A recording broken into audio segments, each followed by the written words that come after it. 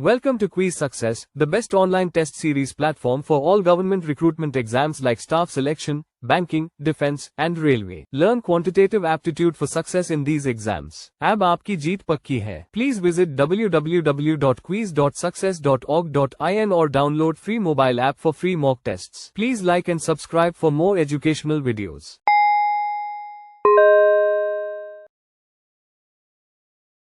Data interpretation के third way की बात करते हैं, जो कि डेटा को रिप्रेजेंट करने का तीसरा वे है, जो कि है लाइन ग्राफ। ठीक है, लाइन ग्राफ बार ग्राफ की तरह ही है। इसमें भी जो डेटा है वो एक पिक्चर में शो होता है हमें। यहाँ पर आप एक लाइन ग्राफ की पिक्चर्स देख रहे हैं। जो लाइन ग्राफ है वो इस तरह का दिखाई देता है। इससे पीछे हमने बार ग्राफ डिस्कस किया था। बार ग्राफ और लाइन ग्राफ में ये डिफरेंस है कि जो बार ग्राफ है उसके अंदर जो प्रॉफिट या जो डेटा हमें मेंशन किया हुआ है वो हर एक पॉइंट पे मेंशन किया हुआ है, यानी कि 2010 का, 2011 का, 12 का, इस तरह से हमें हर एक पॉइंट पर वहां पर जो डेटा है वो शो हो रहा है। लेकिन जो लाइन ग्राफ है इसमें जो डेटा है वो एक कंटिन्यूस लाइन के द्वारा यहाँ पर शो हो रहा है। जैसे कि लाइन यहाँ से शुरू हो रही है, देन इंक्रीज इंक्रीज इंक्रीज और डिक्रीज। ठीक है, तो यहाँ पर जो डेटा है वो एक कंटिन्यूस लाइन के द्वारा हमें शो होता है। लाइन ग्राफ का एक एडवांटेज है। एडवांटेज ये है कि यहाँ पर जो डेटा है उसका ट्रेंड है उसे हम बड़े अच्छे से डिटरमाइन कर सकते हैं। कैसे? जैसे कि सपोज कि कोई ये 40%, ठीक है, यह प्रॉफिट परसेंटेज दिया हुआ है। ठीक है, ये 40%, देन 50%, फिर 35%।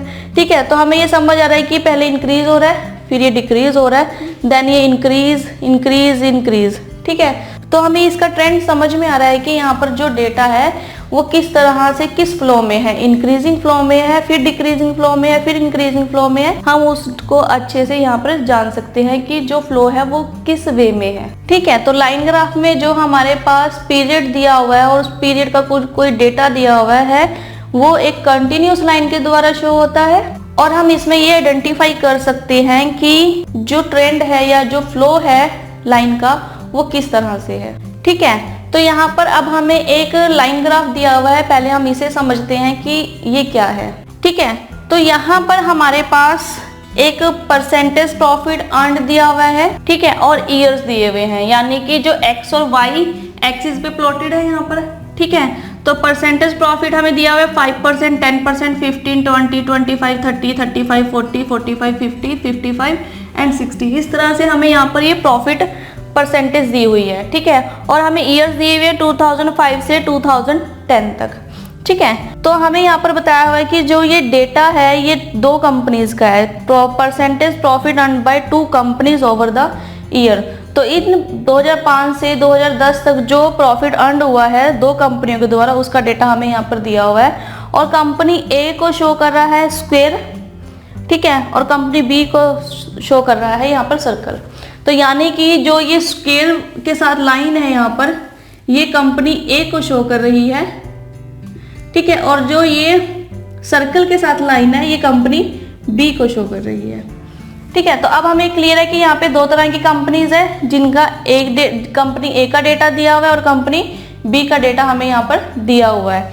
ठीक है, कंपनी ए का प्रॉफिट परसेंटेज दिया हुआ है और कंपनी बी का प्रॉफिट परसेंटेज का डेटा हमें यहाँ पर मेंशन हो रखा है। ठीक है, तो अगर हमें यहाँ पर पूछा जाए कि 2005 में कंपनी ए का प्रॉफिट परसेंटेज कितना है, तो हम यहाँ पर बता सकते हैं कि 2005 में कंपनी ए का जो प्रॉफिट परसेंटेज है वो 40% है। ऐसे ही कंपनी बी का अगर 2007 में पूछा जाए तो कंपनी बी का 2007 में जो प्रॉफिट परसेंटेज है वो है 42.5%। ठीक है, तो अब हमारे पास हमें ग्राफ क्लियर है। तो जो लाइन ग्राफ से रिलेटेड क्वेश्चन है उन्हें करने से पहले हम ये जान लेते हैं कि जो प्रॉफिट है या परसेंटेज प्रॉफिट हम उसे कैसे कैलकुलेट करते हैं। हमें पता है कि जो प्रॉफिट होता है वो होता है इनकम माइनस एक्सपेंडिचर। हमने प्रॉफिट एंड लॉस के टॉपिक में भी ये पढ़ा है कि प्रॉफिट क्या होता है। वहां पे प्रॉफिट होता है selling price minus cost price. ठीक है, तो इनकम है यहाँ पर सेलिंग प्राइस और एक्सपेंडिचर है कॉस्ट प्राइस। तो प्रॉफिट को हम इस तरह से भी ले सकते हैं, selling price minus cost price. ठीक है, ये हमने प्रॉफिट एंड लॉस में पढ़ा था। और प्रॉफिट होता है normally income minus expenditure. Income यानी कि जो सेलिंग प्राइस है और एक्सपेंडिचर यानी कि जो कॉस्ट प्राइस है। ठीक है, अब ये हमने प्रॉफिट को हम इस तरह से फाइंड आउट कर सकते हैं अगर हमें इनकम और एक्सपेंडिचर यहाँ पर पता है। ठीक है, फिर है कि हम परसेंटेज प्रॉफिट कैसे फाइंड आउट कर सकते हैं। परसेंटेज प्रॉफिट को हम फाइंड आउट कर सकते हैं profit divide by expenditure into 100। ठीक है, तो अगर हमें प्रॉफिट फाइंड आउट करना हो तो इनकम माइनस एक्सपेंडिचर, और अगर हमें परसेंटेज प्रॉफिट फाइंड आउट करना हो तो profit divide by expenditure into 100। अब जब हमने प्रॉफिट एंड लॉस डिस्कस किया था तो हमने वहां पर परसेंटेज प्रॉफिट को फाइंड आउट किया था profit divide by cost price into 100। तो प्रॉफिट एंड लॉस में हमने डिस्कस किया था कि जो कॉस्ट प्राइस है उसको हम हमेशा 100% लेते हैं, क्योंकि प्रॉफिट कॉस्ट प्राइस पर ही कैलकुलेट हो रहा है तो ये होगा 100%। ठीक है, कॉस्ट प्राइस वहां पर था 100%, तो यहाँ पर एक्सपेंडिचर होगा 100%, क्योंकि हम यहाँ पर जो प्रॉफिट कैलकुलेट कर रहे हैं वो एक्सपेंडिचर पर कैलकुलेट कर रहे हैं, तो एक्सपेंडिचर यहाँ पर हमारा 100% होगा। ठीक है, क्योंकि हम एक्सपेंडिचर ही कॉस्ट प्राइस है, तो अगर कॉस्ट प्राइस 100% था प्रॉफिट एंड लॉस में तो यहाँ पर एक्सपेंडिचर जो है वो भी 100% होगा। अगर एक्सपेंडिचर 100% है तो हम इनकम फाइंड आउट कर सकते हैं। इनकम को हम फाइंड आउट कर सकते हैं 100% प्लस प्रॉफिट, यानी कि एक्सपेंडिचर प्लस प्रॉफिट। तो हम इनकम को इस तरह से फाइंड आउट कर सकते हैं, एक्सपेंडिचर प्लस प्रॉफिट। तो एक्सपेंडिचर हमारे पास यहाँ पर 100% है, तो अगर हमें परसेंटेज इनकम फाइंड आउट करनी हो तो परसेंटेज एक्सपेंडिचर और परसेंटेज प्रॉफिट। तो सपोज कि अगर हमारे पास एक्सपेंडिचर यहाँ पर 100% है, ठीक है, और प्रॉफिट हमें 10% दिया हुआ है, तो इनकम होगी 100% प्लस 10% यानी कि 110%। और अगर हमें प्रॉफिट यहाँ पर 40% दिया हुआ है तो एक्सपेंडिचर 100% है, तो इनकम होगी 100% प्लस 40% यानी कि 140%। क्योंकि वहां पर अगर हमें सेलिंग प्राइस फाइंड आउट करना होता था तो वो होता था कॉस्ट प्राइस प्लस प्रॉफिट। ठीक है, कॉस्ट प्राइस 100% प्लस प्रॉफिट, जो भी प्रॉफिट परसेंटेज हमें दिया हुआ है। ठीक है, तो याद रहे यहाँ पर कि एक्सपेंडिचर को हम 100% लेंगे, तो वहां पर हमने कॉस्ट प्राइस को 100% लिया था, और यहाँ पर हम एक्सपेंडिचर को 100% लेंगे, और वहां पर सेलिंग प्राइस, तो यहाँ पर इनकम, वहां पर अगर हमें फाइंड आउट करना था तो कॉस्ट प्राइस प्लस प्रॉफिट। तो कॉस्ट प्राइस 100% है तो 100% प्रॉफिट जो भी है, अगर परसेंटेज की टर्म में है तो 100% प्लस परसेंटेज प्रॉफिट, तो हम वहां से सेलिंग प्राइस की परसेंटेज फाइंड आउट कर सकते हैं। ऐसे ही अगर हमें यहाँ इनकम फाइंड आउट करना हो तो एक्सपेंडिचर प्लस प्रॉफिट परसेंटेज। तो हम इन पॉइंट्स को दिमाग में रखकर, ध्यान में रखकर ही जो हमारे पास लाइन ग्राफ से रिलेटेड क्वेश्चन है हम उसे करेंगे। दूसरा पॉइंट यहाँ पर कि जो लाइन ग्राफ का फ्लो है वो किस तरह से हमें मेंशन किया हुआ है। सपोज कि यहाँ पर जो कंपनी ए का जो लाइन दी हुई है वो पहले 40% है, उसके बाद 50% है, फिर 35% है, फिर 45% है, फिर 50% है, फिर 55% है। ठीक है, यहाँ पर जो हमें फ्लो दिया हुआ है पहले वो इंक्रीज हो रहा है, फिर डिक्रीज हो रहा है, देन इंक्रीज, फिर इंक्रीज और फिर इंक्रीज ही हो रहा है। ठीक है, तो हम यहाँ पर ये नहीं कहेंगे कि फर्स्ट ईयर में जो कंपनी है वो लॉस में है। ठीक है, जो 50% अगर उसे प्रॉफिट हुआ है तो ये यहाँ पर इसका प्रॉफिट है, देन फिर ये लॉस में है, फिर ये प्रॉफिट में है, प्रॉफिट में और प्रॉफिट में। हम इसको इस तरह से नहीं समझेंगे। हमारे पास यहाँ पर अगर फर्स्ट ईयर में जो 2005 ईयर है इसमें अगर 40% कंपनी को प्रॉफिट हुआ है तो ये 40% प्रॉफिट है। ठीक है, और नेक्स्ट ईयर में उसे 50% प्रॉफिट हुआ है, यानी कि पिछले साल से जो उसको प्रॉफिट हुआ है वो बढ़कर हुआ है, यानी कि प्रॉफिट उसे पिछले साल के प्रॉफिट से ज्यादा हुआ है। ठीक है, थर्ड ईयर में उसे प्रॉफिट हो रहा है वो 35% हो रहा है, यानी कि जो पिछले साल का प्रॉफिट था उससे कम प्रॉफिट हुआ है कंपनी को, ना कि यहाँ पर कंपनी को लॉस हुआ है। ठीक है, इससे नेक्स्ट है यहाँ पर 45%। अगर पिछले ईयर में 35% था, नेक्स्ट ईयर में 45% है, यानी कि जो यहाँ पर प्रॉफिट परसेंटेज है वो इंक्रीज हुई है। ठीक है, तो हम ये डिक्रीज के केस में ये नहीं कहेंगे कंपनी को लॉस हो रहा है, यानी कि जो कंपनी को प्रॉफिट है वो पिछले साल के प्रॉफिट से कम प्रॉफिट हुआ है, तो उसको लॉस नहीं हुआ, उसे पिछले साल के प्रॉफिट से कम प्रॉफिट हुआ है। तो अब हम लाइन ग्राफ से रिलेटेड कुछ एग्जांपल्स करते हैं। For free mock tests, visit www.quiz.success.org.in or download the free mobile app. Please like, share, and subscribe for more educational videos.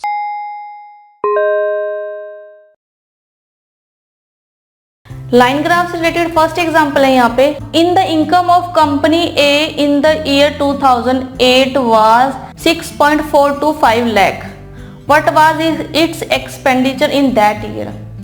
ठीक है, तो हमें 2008 में कंपनी ए का इनकम दी हुई है 6.425 लाख और हमें बताना है कि इसका एक्सपेंडिचर कितना होगा इस ईयर में, 2008 में इसका एक्सपेंडिचर कितना होगा। तो अब हमें ये पता है कि जो इनकम है वो होती है एक्सपेंडिचर प्लस प्रॉफिट। तो अब हमें यहाँ पर इनकम दी हुई है 6.425 लाख। ठीक है, और कंपनी ए का डेटा है 2008 का। ठीक है, तो अगर हम यहाँ पर 2008 में कंपनी ए का परसेंटेज प्रॉफिट देखें तो ये है 45%। तो यानी कि प्रॉफिट अर्न्ड इन 2008 ये है 45%। ठीक है, और इनकम 100% प्लस 45% है ना, तो ये 145%, और 145% हमें दिया हुआ है 6.425 लाख, 6.425। ठीक है, तो हमें एक्सपेंडिचर फाइंड आउट करना है। ठीक है, यानी कि ये होता है 100%, एक्सपेंडिचर हमेशा होता है 100%, तो हमें 100% की वैल्यू फाइंड आउट करनी है। तो अगर हम इसे क्रॉस मल्टीप्लाई करें तो हमारे पास यहाँ पर फाइनल आंसर आ जाएगा, यानी कि 6.425 इंटू 100 डिवाइड बाई 145। ठीक है, तो अगर हम इसे कैलकुलेट करेंगे तो हमारा आंसर आएगा यहाँ पे 4.4 लाख। ठीक है, तो इजी था क्वेश्चन कि इनकम हमें दी हुई है 6.425 लाख और हमें इनकम पता है क्या होती है, expenditure plus profit percentage. Expenditure यहाँ पर 100% होता है। ठीक है, और 45% हमें 2008 का यहाँ पर परसेंटेज प्रॉफिट दिया हुआ है 45%, तो ये हुआ इनकम हुई 145%, यानी कि जो इनकम है वो 145% है 2008 में और उसकी वैल्यू हमें दी हुई है 6.425। ठीक है, और हमें 100% यहाँ पर फाइंड आउट करना है, तो हमने क्रॉस मल्टीप्लाई किया और यहाँ पर हमारा जो फाइनल आंसर और जो रिक्वायर्ड आंसर है उसे हमने फाइंड आउट कर लिया। लाइन ग्राफ से रिलेटेड नेक्स्ट एग्जांपल है यहाँ पे, if the expenditure of company A in the year 2005 was rupees 3.6 lakhs, what was the amount of profit earned by in it that year. तो हमें expenditure दिया हुआ है कंपनी ए का 2005 में 3.6 lakhs। ठीक है, और हमें अमाउंट बतानी है प्रॉफिट जो अर्न किया है उस ईयर में। ठीक है, तो अब हमें यहाँ पर एक्सपेंडिचर दिया हुआ है, एक्सपेंडिचर हमें पता है, एक्सपेंडिचर 2005 का 3.6 lakhs। ठीक है, एक्सपेंडिचर होता है 100% दिया हुआ है 3.6 लाख। ठीक है, और हमें प्रॉफिट फाइंड आउट करना है। प्रॉफिट अगर हम 2005 में देखें, प्रॉफिट परसेंटेज है हमारे पास कंपनी ए का 40%। ठीक है, तो 40%, तो हमें 40% फाइंड आउट करना है यहाँ पर। अगर 100% 3.6 लाख है तो 40% कितना होगा, तो हम इसे क्रॉस मल्टीप्लाई कर सकते हैं, यानी कि 40 इंटू 3.6 डिवाइड बाई 100, तो ये आएगा 1.44 lakhs। तो यानी कि जो प्रॉफिट हुआ 2005 में वो हुआ 1.44 लाख रुपीज का। सिंपली हमें यहाँ पर एक्सपेंडिचर की वैल्यू दी हुई, एक्सपेंडिचर दिया हुआ है कितना है, एक्सपेंडिचर हमें पता है 100% होता है। ठीक है, और प्रॉफिट 40% है 2005 में, और हमें यहाँ पर 40% की वैल्यू फाइंड आउट करनी है। तो 40% की वैल्यू है यहाँ पे 1.44 लाख। लाइन ग्राफ से रिलेटेड नेक्स्ट क्वेश्चन है यहाँ पे, if the amount invested by the two companies in 2009 was equal, what was the ratio of total income of company A to that company B in 2009। ठीक है, तो हमें amount invested by two companies in 2009 was equal. ठीक है, तो investment है यानी कि ये एक्सपेंडिचर है। ठीक है, अगर एक्सपेंडिचर इक्वल है 2009 में टू कंपनीज का, तो हमें बताना है what was the ratio of total income of company A to that company B in 2009। तो हमें 2009 में कंपनी ए और कंपनी बी की इनकम का रेशियो हमें यहाँ पर बताना है। ठीक है, तो income company A is to income of company B. तो अब अगर हम यहाँ पर प्रॉफिट परसेंटेज प्रॉफिट देखें 2009 में कंपनी ए और कंपनी बी का, तो 2009 में कंपनी ए का है 50% और कंपनी बी का है 90%। ठीक है, तो प्रॉफिट ऑफ कंपनी ए ये है 50% is to profit of company B ये है 60%। और हमें यहाँ पर एक्सपेंडिचर बोला गया है, यानी कि जो इन्वेस्टमेंट है वो इक्वल है। तो investment of company A is equal to investment of company B. Investment यानी कि एक्सपेंडिचर होता है 100%। तो अगर हमें यहाँ पर इनकम की जो रेशियो है वो फाइंड आउट करनी हो, तो income of company A is to income of company B, ये होगी expenditure of company A plus profit of company A is to expenditure of company B plus profit of company B. ठीक है, तो expenditure यहाँ पर 100% है, profit है हमारे पास 50% इज टू एक्सपेंडिचर यहाँ पर हमारे पास 100% है और प्रॉफिट हमारे पास यहाँ पर 60%। तो ये 150% इज टू 160%। तो यहाँ पर ये परसेंटेज और जीरो यहाँ पर कैंसिल होगी, तो ये आएगा 15 इज टू 16।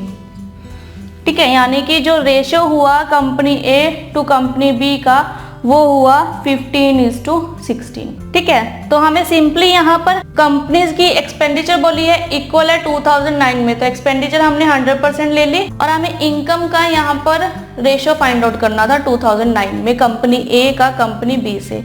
तो हमें इनकम पता है होता है एक्सपेंडिचर प्लस प्रॉफिट, तो प्रॉफिट परसेंटेज कंपनी ए का 2009 में और 2009 में कंपनी बी का 50 और 60%। ठीक है, तो एक्सपेंडिचर 100% हमारे पास और हमने यहाँ से इनकम का जो रेशो है कंपनी ए और कंपनी बी का 2009 में वो हमने यहाँ पर फाइंड आउट कर लिया 15 इज टू 16। लाइन ग्राफ से रिलेटेड फोर्थ क्वेश्चन है यहाँ पे, if the investment of company B in 2007 and 2008 were equal, what is the difference between the profit earned in 2 years if the income in 2007 was 27 lakh। Okay, तो हमें यहाँ पर company B से related अब information है। Company B का investment 2007 और 2008 में इक्वल था, प्रॉफिट्स का डिफरेंस हमें बताना है 2 इयर्स का। ठीक है, और कंपनी की इनकम जो 2007 में है वो 27 लाख है। तो अगर हम यहाँ पर कंपनी का परसेंटेज प्रॉफिट देखें 2007 में कंपनी बी का प्रॉफिट परसेंटेज है 42.5%। ठीक है, 42.5%। तो हमारे पास इनकम होगी, इनकम हमें पता है 100% प्लस प्रॉफिट परसेंटेज 100% और प्रॉफिट परसेंटेज हमारे पास 42.5%। तो 100% प्लस 42.5 होगा 142.5%। ठीक है, तो हमारे पास इनकम है 2007 की 100% प्लस 42.5%। ठीक है, यानी कि 142.5% और 142.5% हमें दिया हुआ है 27 लाख, क्योंकि इनकम 2007 की दी हुई है। ठीक है, 27 लाख यानी कि 142.5% है 27 लाख, क्योंकि इनकम होता है एक्सपेंडिचर प्लस प्रॉफिट परसेंटेज 100% यानी कि एक्सपेंडिचर और प्रॉफिट परसेंट यहाँ पर जो हमें दिया हुआ है कंपनी बी का ग्राफ में। ठीक है, तो टोटल ये हुआ 142.5%, ये दिया हुआ हमें 27 लाख।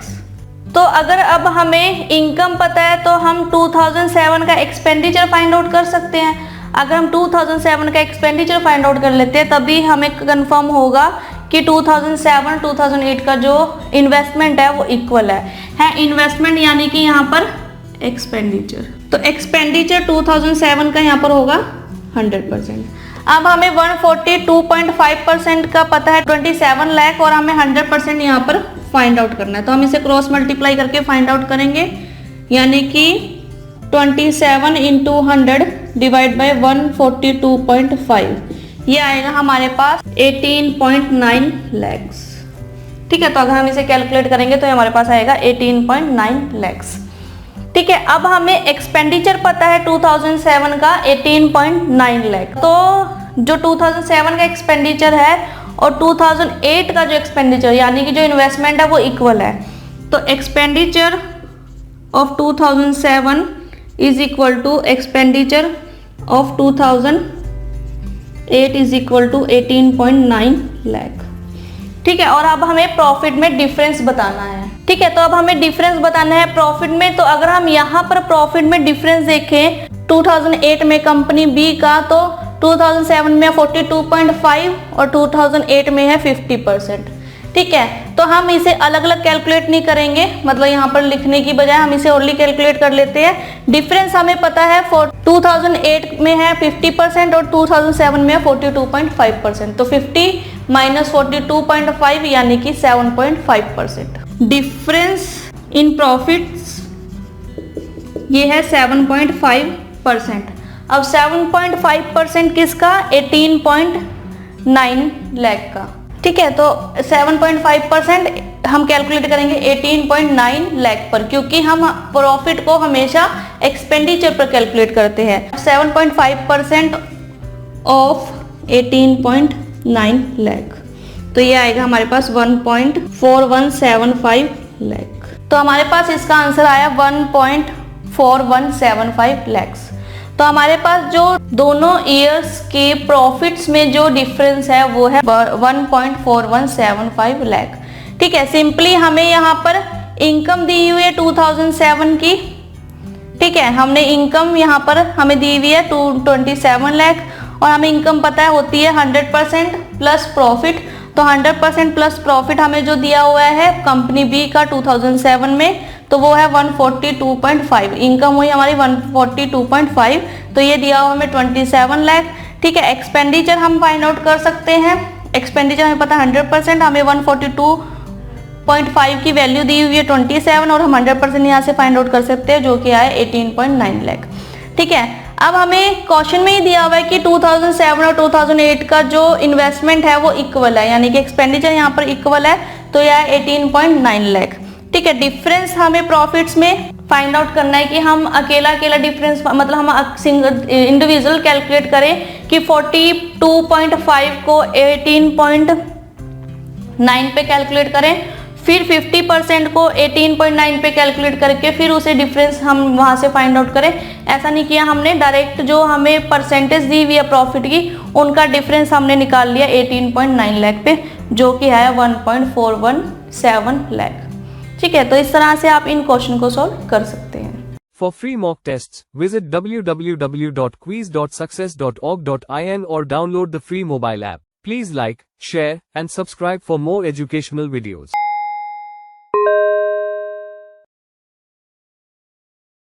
लाइन ग्राफ से रिलेटेड 5th एग्जाम्पल है यहाँ पे। If the amount invested by company B in 2005 is rupees 15 lakh and the income of 2005 is equal to the investment in 2006. What is the profit earned in 2006 by B? ठीक है, तो अब हमारे पास question जो है वो कंपनी बी से related है। ठीक है, कंपनी बी ने इन्वेस्टमेंट किया है 2005 में 15 लाख का, यानी कि उसका एक्सपेंडिचर है 15 लाख का, और जो 2005 की इनकम है, 2005 की जो इनकम है वो इक्वल है इन्वेस्टमेंट इन 2006, यानी जो 2006 में इन्वेस्टमेंट किया उसके इक्वल है 2005 की इनकम। तो हमें प्रॉफिट अर्न बताना है कि कितना हुआ 2006 में कंपनी बी को, कि जो कंपनी ने बी ने प्रॉफिट अर्न किया वो कितना किया 2006 में। ठीक है, अब अगर हम यहाँ देखें तो कंपनी बी का हमें इन्वेस्टमेंट दे रखा है 15 लाख, तो इन्वेस्टमेंट यानी कि ये भी है, ये है एक्सपेंडिचर। ठीक है, तो एक्सपेंडिचर हमें पता है 100%। ठीक है, और 100% हमें दिया हुआ है 15 लाख। ठीक है, तो प्रॉफिट भी 2005 में कितना है कंपनी बी का 35%। ठीक है, तो ये है 35%। तो हम इनकम हमें पता क्या होता है एक्सपेंडिचर प्लस प्रॉफिट, तो 100% प्लस 35%, तो ये हुआ 135%। ठीक है, तो हमें 100% पता है 15 लाख है, तो हम 135% फाइंड आउट कर सकते हैं, यानी कि हमें इनकम यहाँ पर फाइंड आउट करनी है 2005 की, जिससे कि हमें 2006 की इन्वेस्टमेंट भी पता चल जाएगी। तो 100% है यहाँ पर 15 लाख और 135% हमने फाइंड आउट करना है। तो 15 इंटू 135 डिवाइड बाई 100। तो अगर हम इसे कैलकुलेट करेंगे तो ये आएगा 20.25 लैक्स। ठीक है, तो अब ये हमारे पास इनकम है 2005 की 22.5 लाख। तो इनकम 2005 की इक्वल है एक्सपेंडिचर 2006 के, जो कि है 20.25 लाख। ठीक है, क्योंकि क्वेश्चन में हमें दिया हुआ है कि जो इनकम है 2005 की वो इक्वल है इन्वेस्टमेंट इन 2006।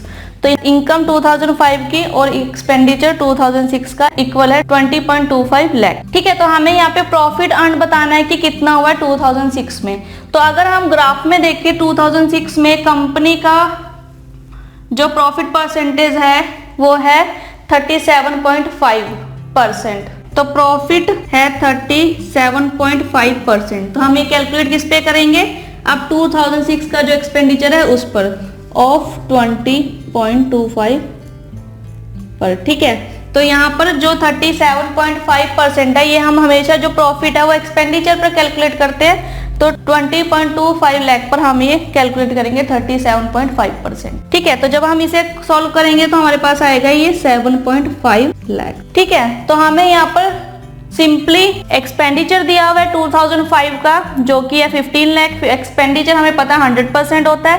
प्रॉफिट 2005 का यहाँ पर 35% है ग्राफ में, तो 35%। इनकम हमें पता चल गई है कि 135% है, तो हमने 135% का यहाँ पर वैल्यू फाइंड आउट कर लिया है, कितना है 20.25 लाख।